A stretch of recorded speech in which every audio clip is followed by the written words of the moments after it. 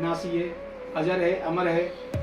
रामचरितमानस में भी इस आत्मा के लिए भगवान गोस्वामी तुलसीदास जी चौपाई लिखते हैं, ईश्वर अंश जीव अंश। हाँ, ये जो आत्मा है ये ईश्वर का अंश, चेतन और चैतन्य है, अमल है, सुख की राशि है, चेतन अमल।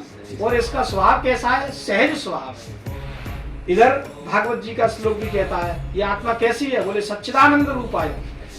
ये आत्मा का स्वभाव कैसा है? बोले आत्मा का स्वभाव सत्य, चित्त और आनंद स्वरूप ये आत्मा है। यानी ये सत्य है और ये चिद स्वरूप है और ये आनंद स्वरूप है।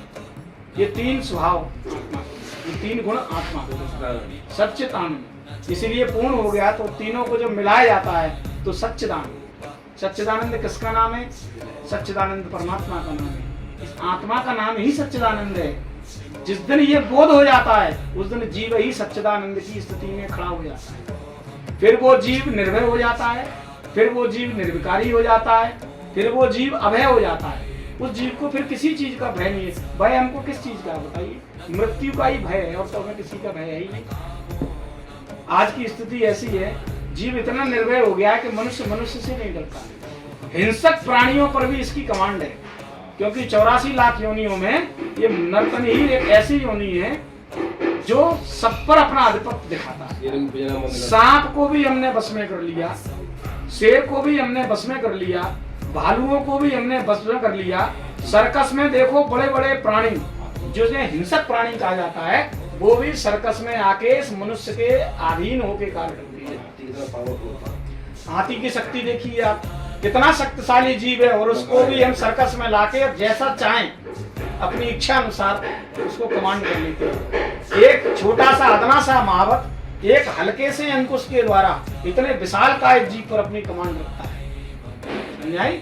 ऐसे ही देह में ये आत्मा अंकुश स्वरूप है, छोटा सा अंकुश लगा है और इसके महावत भगवान स्वयं भगवान महावत है। इसमें इस अंकुश के द्वारा वो आत्म अंकुश लगा हुआ है और उसके द्वारा ये सारी क्रिया।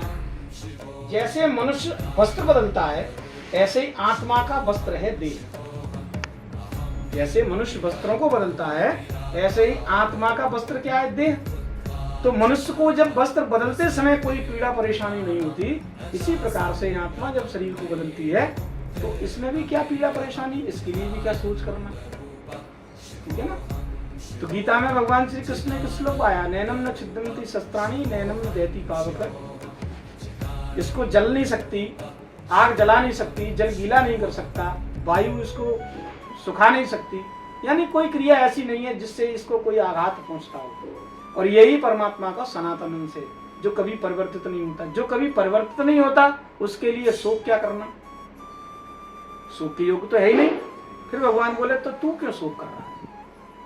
तू बातें पंडित तो ऐसी कर रहा है। प्रथम अध्याय में बड़ी बड़ी ज्ञान की बात कर रहा था, लेकिन वो तेरा ज्ञान थोथा है, मिथ्या ज्ञान है तुझे अभी तो ये वास्तविक आत्मज्ञान का बिल्कुल भी बोध नहीं है। तो भगवान ने सांख्य के माध्यम से आत्मज्ञान कराया। आत्मज्ञान की स्थिति प्राप्त हो जाने के बाद जीव अमर हो जाता है। आत्मज्ञानी अमर माना गया है। क्यों इसलिए अमर हो जाता है कि उसको आत्म और अनात्म दोनों का ज्ञान है। आत्मिक ज्ञान है वो तो फिर तो ही है। हाँ, आत्म और अनात्म जिससे दोनों वस्तुओं का ज्ञान है, दोनों क्रियाओं का ज्ञान है, ऐसा प्राणी अमर माना गया है। भाई अनात्मा ने शरीर का ज्ञान और आत्मा ने आत्मा का ज्ञान, दोनों का जब उसे ज्ञान हो गया।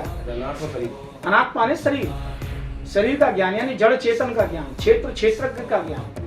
जब तक ये ज्ञान नहीं होता जीव को तब तक ही, क्योंकि क्षेत्र को ही क्षेत्रज्ञ स्वयं मैं मान लेता है। जीव मैं किसको कहता है? तो जीव मैं शरीर को ही कहता है, जबकि शरीर मैं नहीं है। मैं तत्व तो आत्म तत्व है, शरीर तो है नहीं। उस शरीर को मैं मानता है। अब शरीर को मैं मानता है तो शरीर से जुड़ी हुई क्रियाओं को मेरी मान लेता है, जबकि वो क्रियाएं उसकी भी नहीं है, ना वो खुद में है। भाई आत्म तत्व अलग चीज है।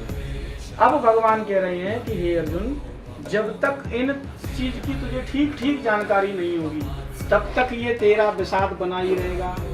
तो अर्जुन बोला कि हे प्रभु, आप मुझे अपना शिष्य मानते हैं तो मुझे उस ज्ञान का उपदेश करें जिससे मैं परम कल्याण को प्राप्त करूं।